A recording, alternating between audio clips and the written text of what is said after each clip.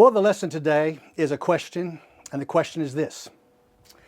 Dr. Jim, can you explain the Genesis concept of the day? Leon B. in our class asked, could the creation story in Genesis 1, chapter 1, verse 1 through chapter 2, verse 3, have used the concept of day as an event that was understandable to Moses and the Israelites at that time in history? The use of 7 days in a week was well established in Moses' time, 1500s to 1400s BC. It would be logical for God to present the creation story in a way that was comprehensible to God's intended audience then. Good statement. Of course, a literal day is possible with God. However, a 24-hour, 6-day period to create earth and all living things would suspend physical, geographic, and climatic laws. The concept is time would also need adjustment. Some things, such as fossil fuels, need centuries and thermodynamics to form. Archaeology consistently finds evidence that the Earth may be older than 6,000 to 8,000 years. Space telescopes observe events so distant that the light has traveled thousands of years to reach us today. God's time and our earthly time are different. Could God's description of time in Genesis be an example of such a difference? Okay, we're going to start with the beginning of his question. We're going to start with the day from God's viewpoint. Now, from God's viewpoint, it's mine. The day from God's viewpoint. So as we look in the scripture, of course, you know, it says in the beginning, God created the heavens and the earth. The first act of creation was the creation of the heavens. Now, some English translations simply say heaven and earth, but the Hebrew is a plural masculine noun, so it should be translated heavens. Now, the first heaven created is God's home. That's the first heaven. And from God's perspective, all the rest of creation has happened outside of his home, outside of his heavenly home. And it might be helpful to say, God looked down as he created the rest of the universe with all of its detail. In 1 Corinthians, we hear about a third heaven. Paul says in 1 Corinthians chapter 12, verses 3 through 4, he says, I know a man in Christ who 14 years ago, whether in the body I do not know, or out of the body I do not know, God knows, such a man was caught up to the third heaven. And I know how such a man, whether in the body or apart from the body, I do not know, God knows, was caught up into paradise and heard inexpressible words which a man is not permitted to speak. Okay. So in this passage, we learn that Paul knows of a man who was caught up to the third heaven, a place called paradise. Now, this man was taken up to God's dwelling, God's home. And in Revelation, when we get to that, which is going to happen several years after the 1 Corinthians was written, we are told it is called the New Jerusalem. It has the name the New Jerusalem, even though it is not actually new, as it was the first event created on the first day of creation. So the third heaven is the first thing that was created. It was God's home, and it's been here since first day of creation, and it has the name the New Jerusalem, and we find that out at the end of the book of Revelation. Of course, what's going to happen there is heaven's coming to earth, and it is new to the earth, but it's not a new place. It is the heaven that everyone wants to go to. So what does Paul mean by third heaven? So let me take just a little bit of time here and explain it to you. Although God's home was the first thing created, and we might think it should be called the first heaven, I mean, that's what we would think. From Paul's view, it was actually the third heaven above the earth. Paul is standing on earth, and he is counting the heavens from earth. The first heaven is the atmosphere of which we live. It's where we breathe. It's where we live. It's where the birds fly. It's where the airplanes fly. Here in this first heaven. As Paul looks up in those days, he sees the second heaven. The second heaven is what we see and what we cannot see, by the way, in the night skies beyond our atmosphere. Our atmosphere is the first heaven.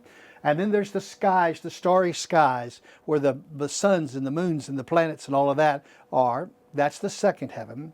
And then from Paul's point of view, the third heaven is God's home, the New Jerusalem, starting here with him standing on earth and going up to heaven. So that's how it is the third heaven.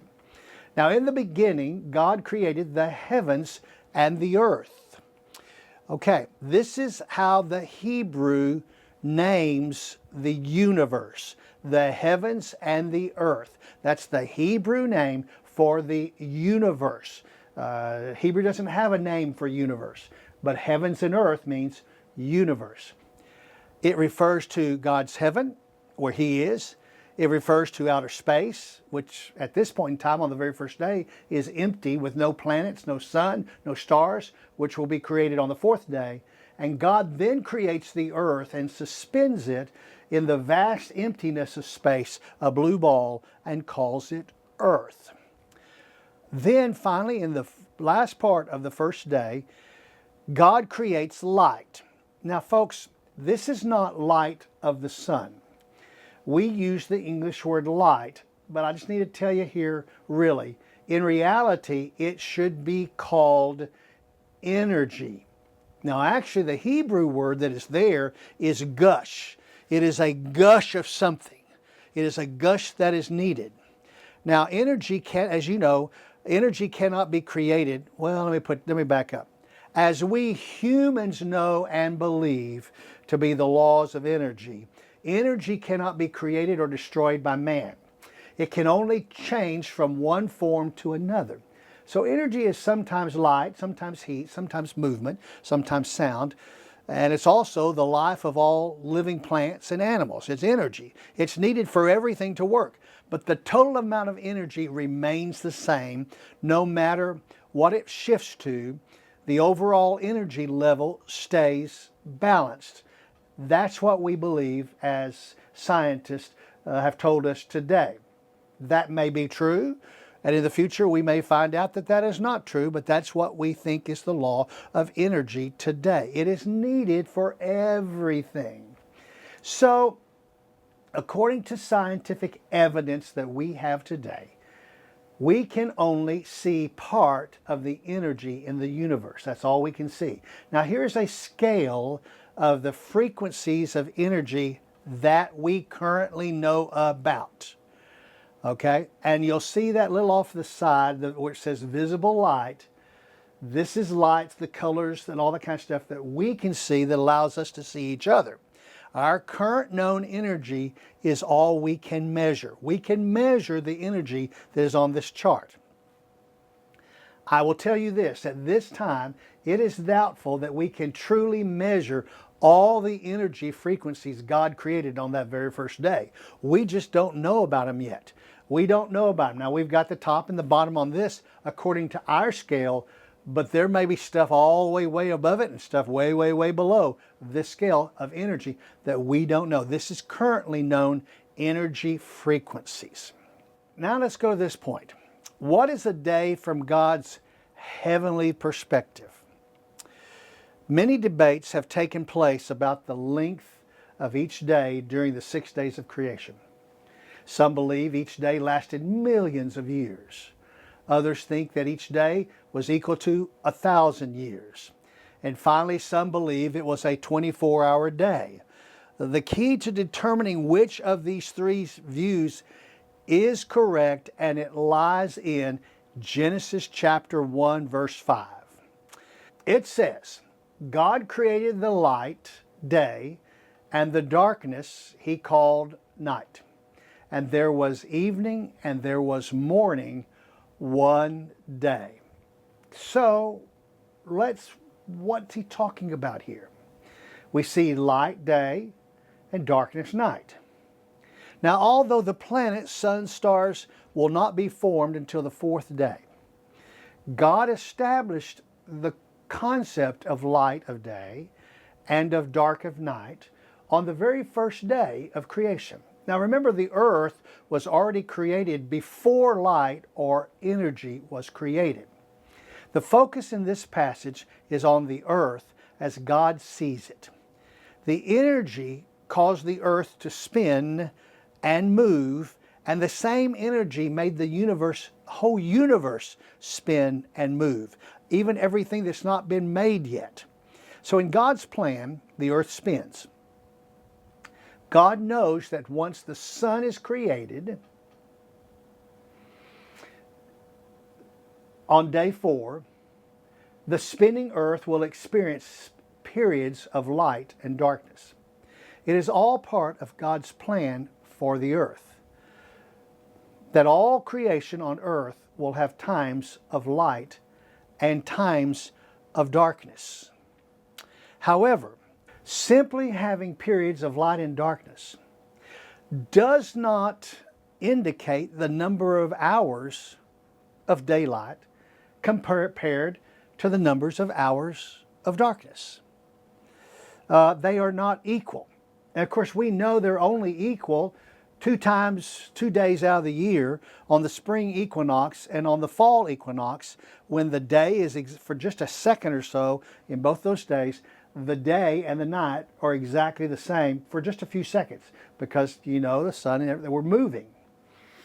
But God does not leave us without knowledge of how many hours are supposed to be in each day. He's actually going to help us with that. And he's done it here. It's right here where it says, and there was evening and there was morning one day. With what he said here, God has established that during one rotation of the earth, there will be a period of light, which we call day, and a period of darkness, which we call night. But how long is the total day and night put together? Looking from sunup to sundown, we can't figure that out. We just can't. Therefore, he adds that statement, and there was evening and there was morning one day. Now look here. You see I've got on the title, morning and evening. That's because that's the way we would say it here in the Western mindset. We would call it morning and evening because morning starts the day and evening comes later. But that's not the way God said it. God actually said it like this. God turns it around and says there was evening and there was morning. Why does God phrase it this way backwards from the way the Western we think? Because it's intentional, folks. In God's wisdom, he instructs us to start counting each day at evening, not at morning. Now, we've got a problem because we've got a Western mindset also that evening is our time at night, all right? But that's not the Hebrew mindset. In the Hebrew mindset, the evening starts at high noon. Evening is Hebrew and it means the setting or descending of the sun. The sunset begins at high noon when the sun has reached its highest point in the sky coming up and starts to descend. That starts the evening, the going down. In our Western view, we call that afternoon. But in the Eastern, especially in Hebrew perspective, it's called the evening. Folks, when the evening ends at dark, it becomes night. Hebrews do not have a word for evening that matches our word evening. It goes from evening to night. So this is how they count it. So you see it there. I've got it highlighted. In the Eastern understanding, the Hebrew understanding, when the sun sets and the darkness falls, that darkness is called night as God named it earlier. So evening starts at high noon, goes to the sun being totally set. At high noon, the sun begins to set, and at dark, it has totally set, and then it becomes night. Okay, so it's evening and night. Then, unlike the changing times of our sunsets and sunrises, which as you know, they tend to be shorter. Sunset comes earlier sometimes and ends later because we've got a longer night. And then sometimes we've got a shorter night and a longer day. So we can't count these as knowing of 24 hours or whatever. We can't count the darkness and count the light days. So we have to start with high noon.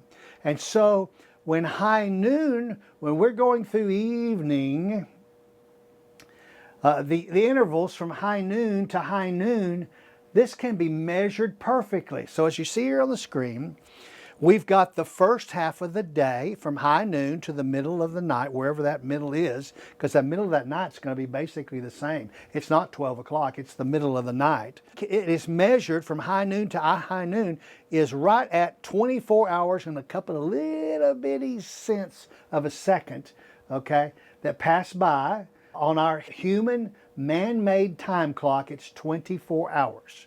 Now, folks, if we had divided the day into 18 segments, it would have been 18 hours, but those hours would have been longer than 24 hours. See, man, we made our settings according to 24. Now listen, on time clocks in history, we find them with 18 segments in a day. We find them with 10 steps in a day for the daylight hours, and that's happened in history. But for us, knowing darkness and light and everything, we've come down to, on our man-made clock, we've called it 24-hour days.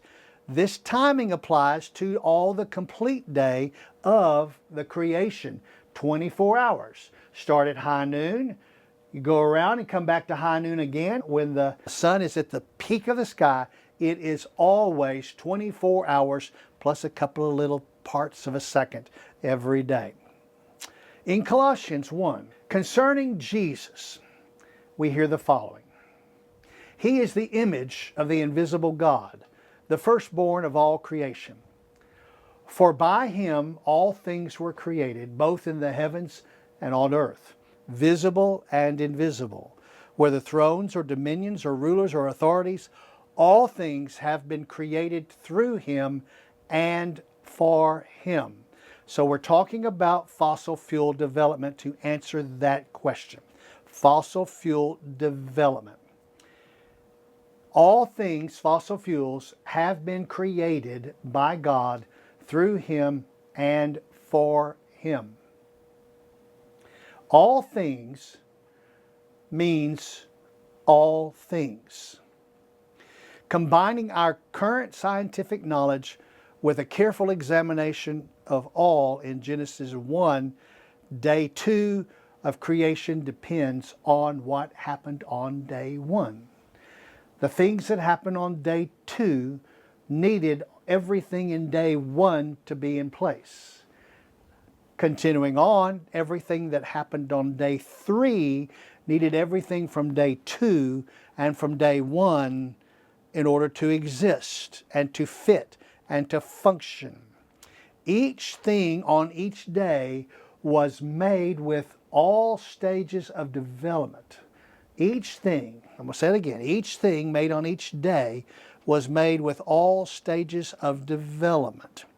On the day that the chickens were made, adult chickens were laying eggs that very first day. Chickens were created on that day and hatched in that day, and they were also were created in different stages of development that day. Every rock we have today was created or made on day 1, by the way. By the way, trees already, when they were created, already had their mature fruit on them the day they were created. And some of the trees had just blossoms on them. The fruit had not come on yet. And they were in all stages of the development. Big ones, little ones, the whole 9 yards. Every stage of development was created by God on that day. As I said, the rocks we have today were all made on day 1 of creation. No new rocks have been made. If a scientist had been there on that very first day of creation To carbon date that rock would have measured millions of years old, but it was only created on that day.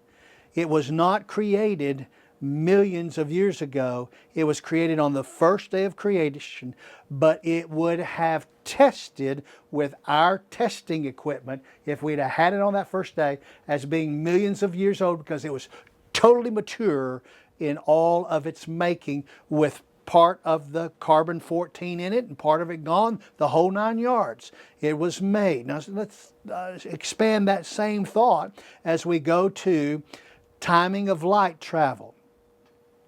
The question that he asked was, do space telescopes observe events so distant that the light has traveled thousands of years to reach us today?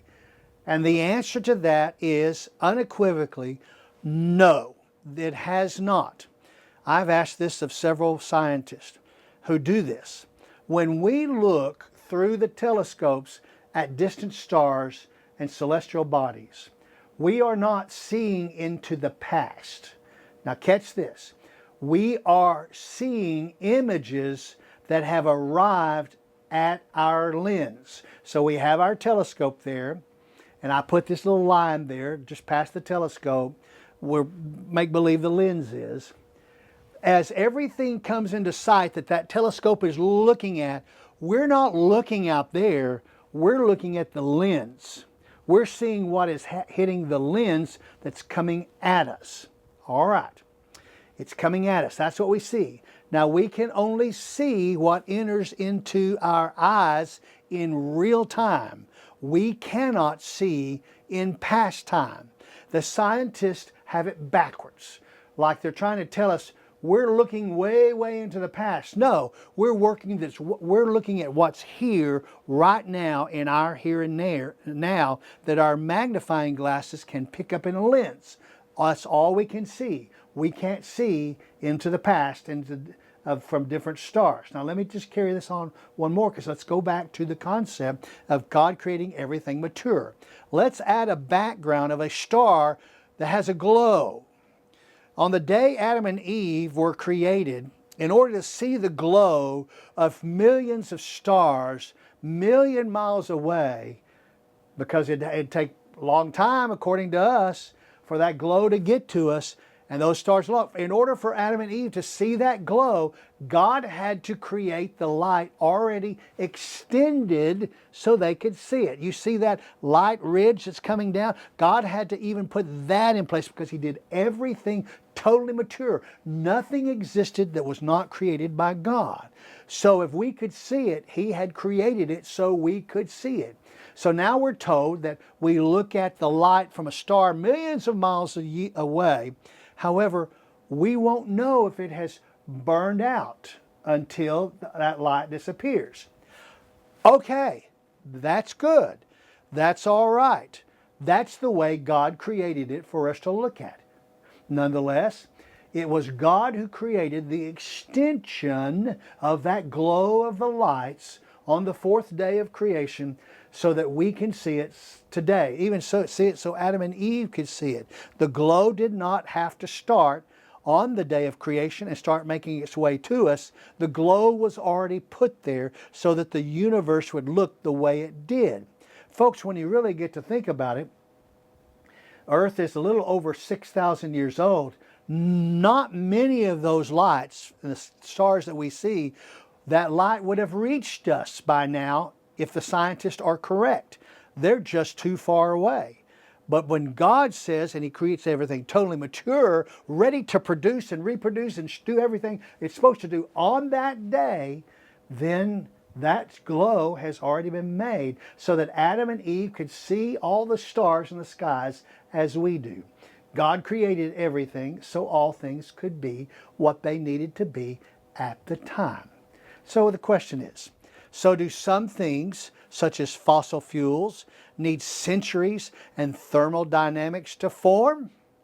My first answer is no. Those deposits of fossil fuels were already fully formed on the earth on the very first day of creation, on the day it was created. As we pass the last 6,000 plus years, yes, fossil fuels are continuing to form from in those fossil fuel cavities where they are. And they're doing it just like we know how they do it. But that cavity was full of the fossil fuels on the first day of creations. Those deposits were already fully formed on the first day of creation when the earth was created. So, does archaeology consistently find evidence that the earth may be older than 6,000 to 8,000 years? The answer is no. They are only discovering what God created each day and what has continued to form and naturally develop according to God's laws, based on what God had already created. So, as I've said before, when testing for age, the evidence cannot explain or take into account what God created during the original 6 days of creation. It cannot count how old and mature God made it, because God made it old and mature. But they can't count that with their carbon dating or the plutonium dating. And because God's time and our earthly time are different, could God's description of time in Genesis be an example of such a difference? And I'm going to tell you the answer is both yes and no. Yes, we know that 1,000 years here on earth is equal to 1 day in heaven. But that's different than the days on earth. The days on earth will be 1,000 years. The days in heaven will equal 1 day there. So the time is really slowed down there, in other words. The answer is no when it comes to the days of creation, because the Lord specifically says from evening to morning 1 day. God has set the start and the end of a full day at high noon. The time from high noon to high noon does not change. It is 24 hours per day. This point is absolutely too specific for the length of each day of creation to be anything else but one full turn of the earth.